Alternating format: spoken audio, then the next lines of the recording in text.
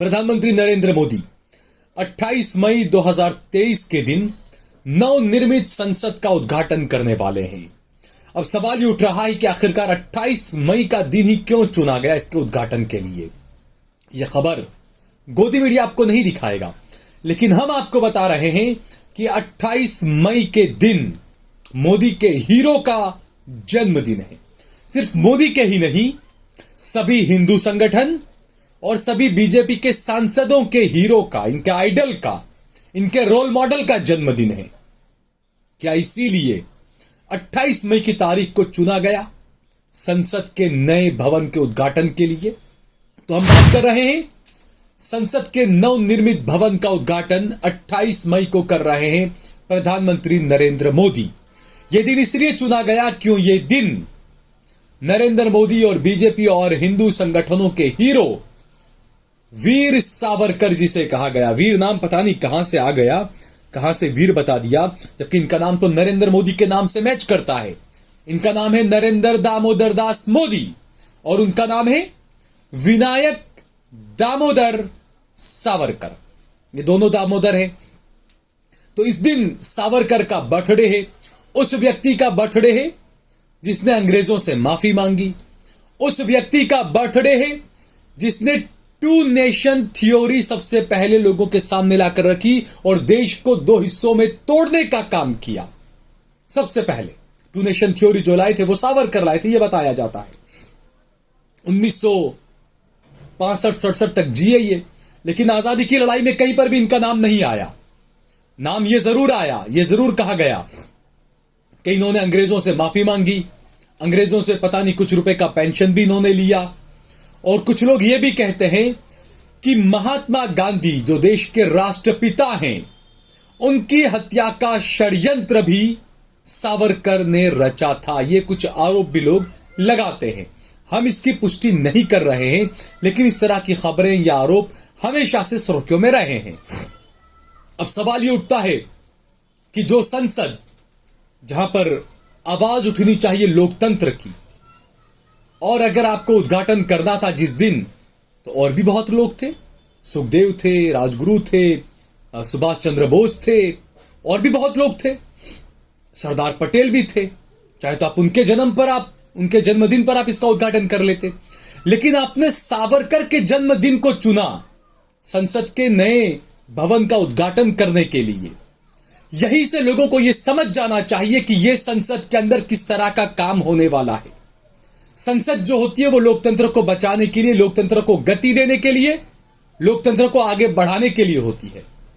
लेकिन यहां पर ये क्या करने जा रहे हैं इसका अंदाजा हम बखूबी लगा सकते हैं इस तारीख के चयन से।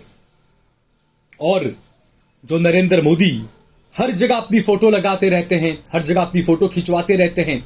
जब सवाल उठा था, जब इन्होंने शिलान्यास किया था संसद के नए भवन का, तब सवाल उठा कि प्रधानमंत्री ने आखिरकार किस हैसियत से इसका शिलान्यास किया, जबकि लोकतंत्र और इसके सर्वे सर्वा जो होते हैं वो राष्ट्रपति होते हैं। राष्ट्रपति को शिलान्यास करना चाहिए था, या फिर लोकसभा और राज्यसभा के स्पीकर को करना चाहिए था, लेकिन नरेंद्र मोदी ने शिलान्यास किया। उसको लेकर काफी आलोचना हुई। तो इस बार जो है वो बीच का रास्ता निकाला गया। रास्ता यह निकाला गया कि लोकसभा के स्पीकर ओम बिरला वो गए प्रधानमंत्री नरेंद्र मोदी के पास। उन्होंने कहा कि हम चाहते हैं, हमारी इच्छा है, हम आपको न्योता देते हैं कि संसद के नवनिर्मित भवन का उद्घाटन आप करें। अब यहां पर भी सवाल उठना तो लाजमी है कि लोकतंत्र का कस्टोडियन, लोकतंत्र का रखेवाला कौन है? राष्ट्रपति है। तो इसका उद्घाटन तो राष्ट्रपति को करना चाहिए था, लेकिन उद्घाटन करवाया जा रहा है प्रधानमंत्री से। कांग्रेस ने तो इसको लेकर कई चुटकी ली है। कांग्रेस के नेता जयराम रमेश ने कई ट्वीट्स किए हैं और कहा है कि ये जो संसद जो नई बनाई है ये लोकतंत्र के लिए नहीं है। दरअसल ये प्रधानमंत्री नरेंद्र मोदी की महत्वाकांक्षी योजना है, उसके लिए बनाई गई है। साथ ही साथ उन्होंने ये भी कहा कि जब आप विपक्षियों का आवाज दबा देते हो, विपक्ष के सांसदों का आवाज, माइक बंद कर देते हो, विरोधियों की आवाज को दबा देते हो, तो फिर आपको नई संसद की जरूरत ही क्या है? बिल्कुल वाजिब सही सवाल भी। राहुल गांधी ने कहा था कि मेरा आवाज दबा दिया जाता है, और उसके बाद में कई वीडियो सोशल मीडिया पर वायरल भी हुए, कांग्रेस ने भी जारी किए कि कई बार राहुल गांधी का, इसके अलावा खड़गे जी का, इसके अलावा और भी कई लोगों का, कांग्रेस के नेताओं का आवाज दबाया गया, माइक बंद कर दिया गया जब वो बोलना चाह रहे थे। तो ये जो चीजें हैं ये लोकतंत्र को लेकर, क्योंकि जो संसद होती है वो लोकतंत्र का एक वो निशान होता है जिसकी तरफ पूरी दुनिया देखती है। लेकिन उस दुनिया को आप क्या दिखाएंगे और किस दिन आप उसका उद्घाटन करेंगे, ये दुनिया देख रही है, देश की जनता इन चीजों को समझ रही है। दूसरी एक और बात यहां पर ये देखिए कि जो मौजूदा जो संसद है, पुरानी संसद जिसका निर्माण जो है वो 1927 में किया गया था, इस संसद के अंदर फिलहाल लोकसभा में तकरीबन 550 सांसद बैठ सकते हैं, जबकि राज्यसभा की बात करें तो राज्यसभा के अंदर तकरीबन 250 सांसद वहां पर बैठ सकते हैं। जबकि जो नई संसद नरेंद्र मोदी जी ने बनाई है, इसके अंदर 888 लोकसभा सदस्य बैठेंगे, क्षमता है इतनी। और राज्यसभा की बात करें तो राज्यसभा में 384 राज्यसभा के सदस्य बैठ पाएंगे।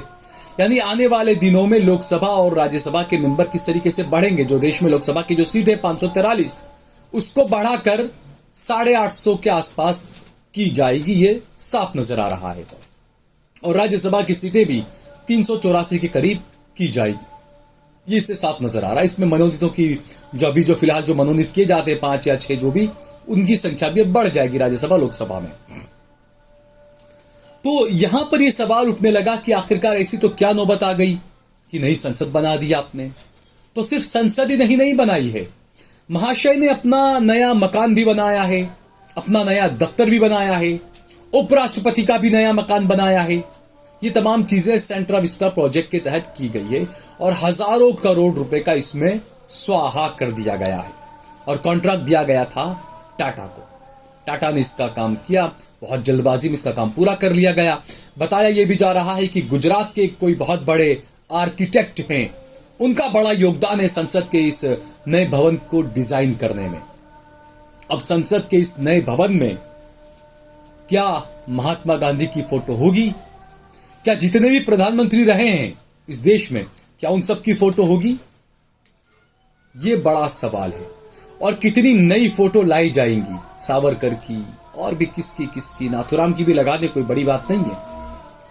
तो ये जो चीजें, ये आपको गोदी मीडिया नहीं बताएगा कि नरेंद्र मोदी ने संसद के नए भवन का उद्घाटन करने के लिए 28 मई की तारीख को आखिर क्यों चुना। गोदी मीडिया में हिम्मत नहीं है कि वो ये सवाल उठा पाए या आपको ये चीज बता पाए। लेकिन देश लाइव हम आपको ये बात बता रहे हैं। लेकिन साथ ही साथ हम एक मैसेज भी ये देना चाहते हैं कि नरेंद्र मोदी जी, जिसने जो 1964 तक जिया, जिसने अंग्रेजों की ये कहते हैं कि मुखबिरी की, अंग्रेजों से माफी मांगी, माफी वीर उन्हें कहा गया, आप क्या दिखाना चाहते हैं उनकी इस तारीख को लेकर?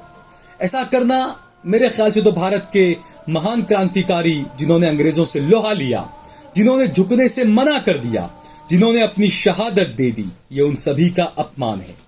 भारत के युवाओं के लिए मैं हमेशा सुभाष चंद्र बोस, सुखदेव, भगत सिंह, राजगुरु और चंद्रशेखर को मानता हूं और यही देश के जनता के, देश के युवाओं के हीरो रहेंगे।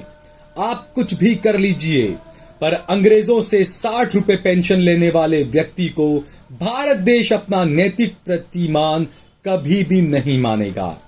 इस कमजोर अनैतिक व्यक्ति को आप कुछ भी करके इतिहास में जगह नहीं दिला पाएंगे। हम हमेशा भारत के युवाओं को इस कायर का सच बताते रहेंगे और आप जिस झूठ को सच बनाने की कोशिश कर रहे हैं उसे सफल नहीं होने देंगे। ये भारत के लोग हैं, ये सब जानते हैं, ये सब समझते हैं। कुछ वक्ती तौर पर एक इंसान थोड़ा सा गलत राह पर भटक सकता है, लेकिन आप ज्यादा वक्त तक उसको गलत राह पर दौड़ा नहीं सकते हैं। आंखें जरूर खुलेगी जनता की और आपको अपने होने न होने का एहसास ये जनता खुद कराएगी। इस वीडियो को ज्यादा से ज्यादा शेयर करें। अगर आपने हमारा चैनल सब्सक्राइब न किया हो तो हमारे चैनल को जरूर सब्सक्राइब करें। ये वीडियो अगर आपको पसंद आई हो तो इस पर कमेंट करें, इसे लाइक करें। अगर आपके जहन में कोई सुझाव है तो हमें जरूर अपना सुझाव भी भेजिए।